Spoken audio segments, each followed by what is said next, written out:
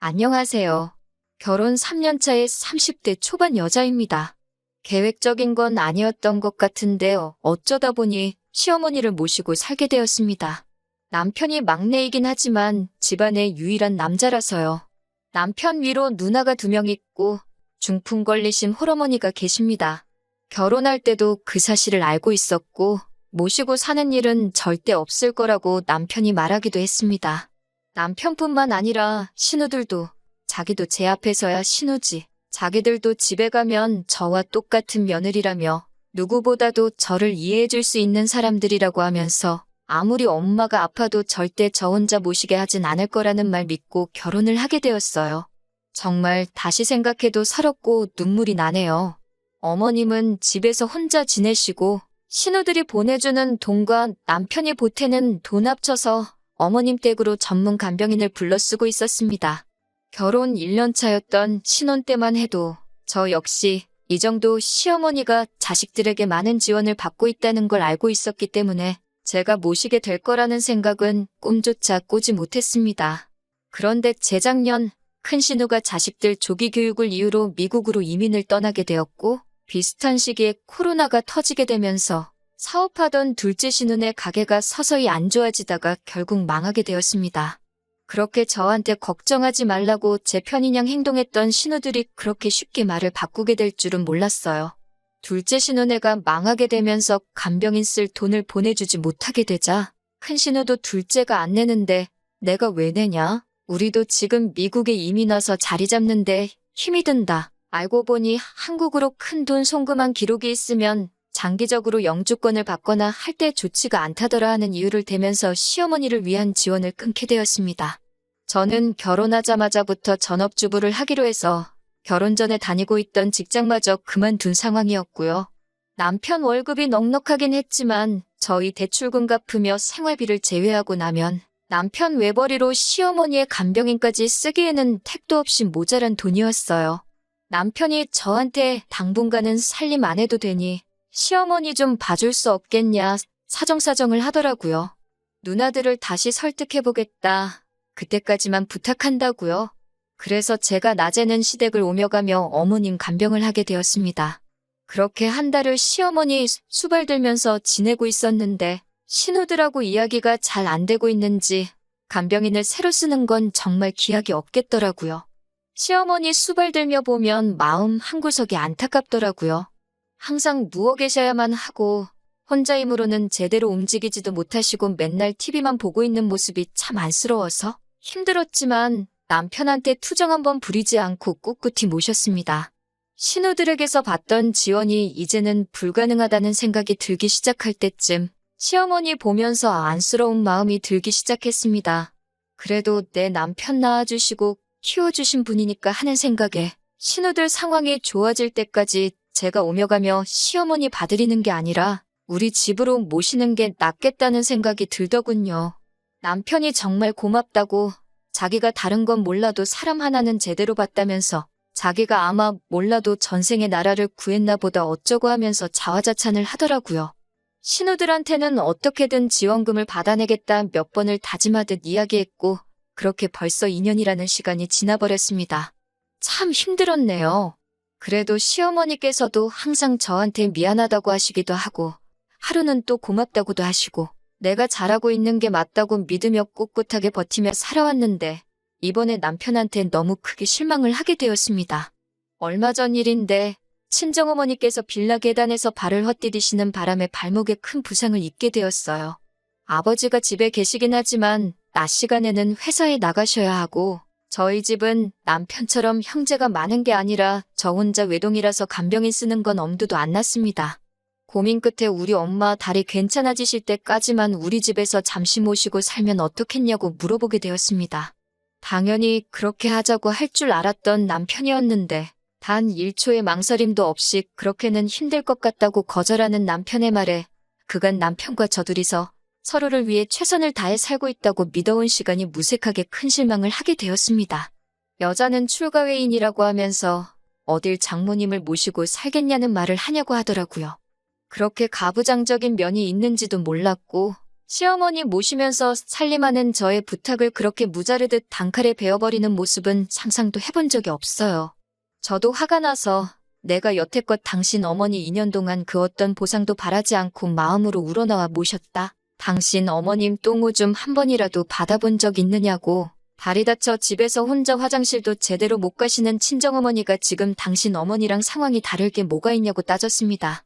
시어머니처럼 몇 년을 모시고 살겠다는 것도 아니고 혼자서 생활이 가능해지실 때까지 잠시만 우리 집에서 함께 지내자고 하는 건데 당신 보고 수발 들라고 부탁하는 것도 아니고 내가 알아서 하겠다는데 생각도 안 해보고 그렇게 단칼에 거절할 수 있느냐고요?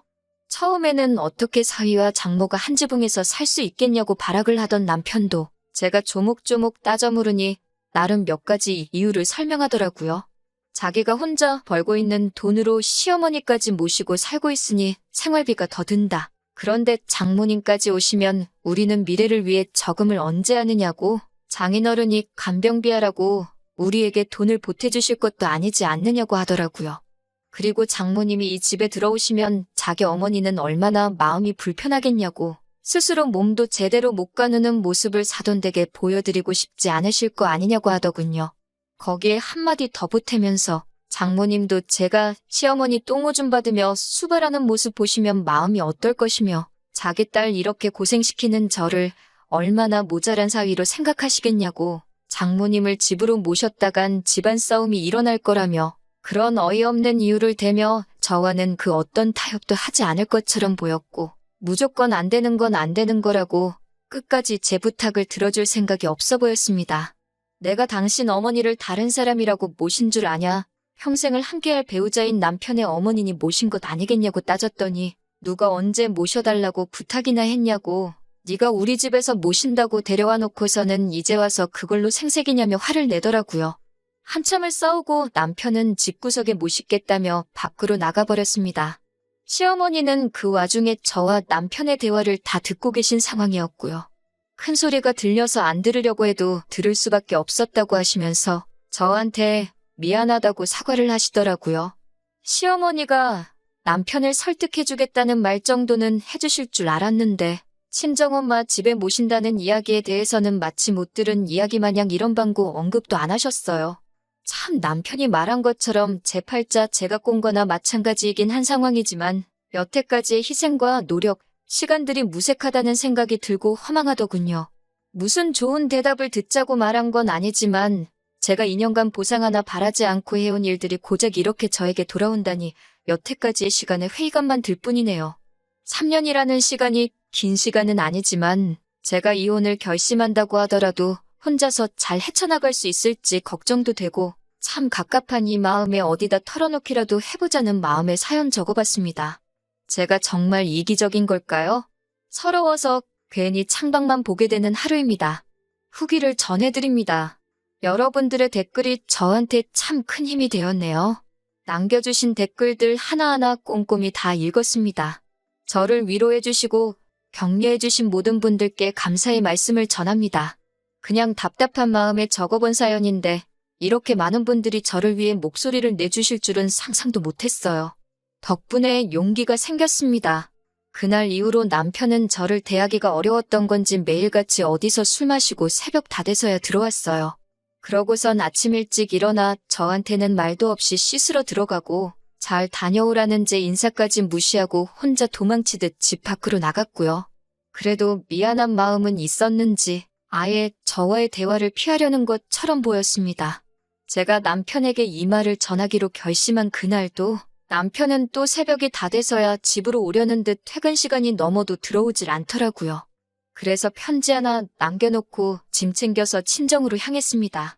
편지에는 나는 우리 어머니 모셔야 하니 친정에 가보겠다고 그동안은 당신 어머니는 당신이 직접 모시라고 적어놨어요. 아픈 시어머니 두고 나오는 길이 마음이 편치만은 않았는데 저도 더 이상 참고 살 수 없기 때문에 뒤도 돌아보지 않고 친정으로 향했습니다. 의외였던 건 제가 남겨놓은 편지를 읽었을 남편에게서 그 어떤 연락도 오지 않았기 때문입니다. 친정어머니도 남편은 어쩌고 왔냐고 물으셨는데 자초지종을 설명하니 어머니는 많이 실망하신 눈치였지만 딱히 누구를 원망하지는 않으셨어요. 그렇게 짐 싸서 나오기를 2주가 지났을까? 저에게 연락이 온 건 남편이 아니라 둘째 신우였습니다. 둘 사이에 무슨 일이 있었는지는 모르겠지만 제발 그만 화 풀고 돌아오라는 연락이었어요. 이야기를 나눠보니 시어머니는 지금 둘째 신혼에 있는 것처럼 보였습니다. 남편이 제 편지를 읽고 저한테 사과하기에는 자존심이 상했는지 급한 대로 시어머니를 둘째 신우에게 부탁한 상황이었나 봐요. 저는 앞으로도 돌아갈 계획이 없다. 그리고 이건 저와 남편의 문제이니 신우에게 중간에 껴서 이래라 저래라 하지 말아달라고 한마디 했어요. 그렇게 신우와 연락이 닿은 지 이틀 만에 남편이 친정으로 찾아오더라고요. 찾아와 놓고 하는 말이 자기가 제 고집에 졌다고, 이제 두 손 두 발 다 들겠다고, 친정어머니와 한동안 같이 지내는 거, 이제 자기도 더 이상 뭐라 하지 않을 테니 돌아와 달라고 하더라고요. 이제 와서 잘못했다 말하기에 너무 늦은 거 아니냐고 웃기는 소리 하지 말라고 했어요. 곧 이혼소송도 준비할 테니 이제 당신 부모는 당신 손으로 직접 모시라고, 더 이상 아픈 남의 어머니 모시기 위해서 내 어머니를 등질 생각 없다고 한마디 했습니다. 시모 모시고 산 2년간 제가 무슨 불만이라도 말한 적 있냐고. 불만 한마디 말한 적 없는데 신우는 다른 사람도 아니고 자기 어머니를 2주 만에 포기하지 않았느냐. 그것만 봐도 나는 이제 할 만큼 한 것 같으니 이제 그만 여기서 갈라서자고 말했어요. 남편은 지지 않고 콧방귀를 뀌면서 친정으로 제 발로 나간 주제에 무슨 이혼을 논하느냐 하더라고요. 말도 없이 시어머니 저버리고 친정으로 달아난 저에게 이혼의 책임이 있으니 자기도 맞소송을 하겠다고 자기한테 위자료 줄 준비나 하고 있으라고 하더군요. 시어머니는 저한테 위자료 받아서 그 돈으로 간병인 써서 모셔야겠다고 하면서요. 솔직히 그때 겁이 많이 나기는 했어요. 제가 제 발로 집을 나왔는데 이혼소송에서 불리하게 적용될 거라는 남편 말이 틀린 말이 아닌 것만 같아서. 그래도 이렇게 큰 결심을 했는데 재판 결과가 겁이 난다고 꼬리를 내리고 그 집구석으로 돌아가고 싶지는 않았습니다. 그런데 오히려 법원에서는 별거의 이유에 남편의 책임이 크다는 판결을 내려주더군요. 오랫동안 시어머니를 간병하고 애써온 저에 대한 배려가 없는 남편에게 파탄의 책임이 더 크다는 판결을 내려주었습니다.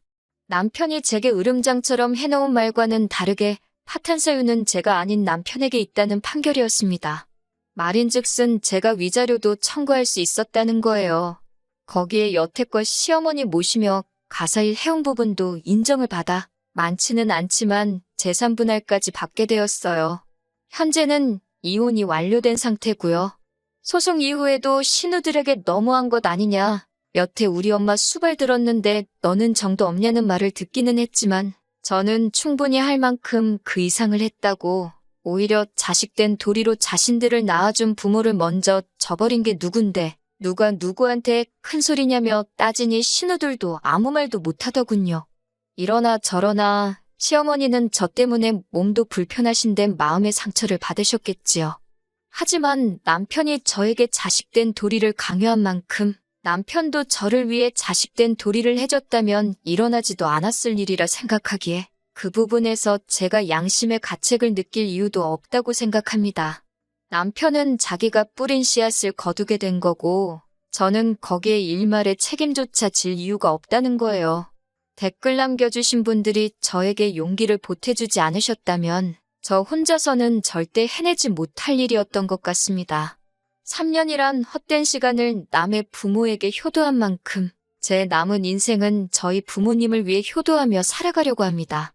다시 한번 여러분들께 감사드립니다. 다음에는 이런 사연 적는 일 없는 게 더 좋은 거겠지요? 그렇게 될 거라 생각하고 이렇게 저는 이만 물러나도록 하겠습니다.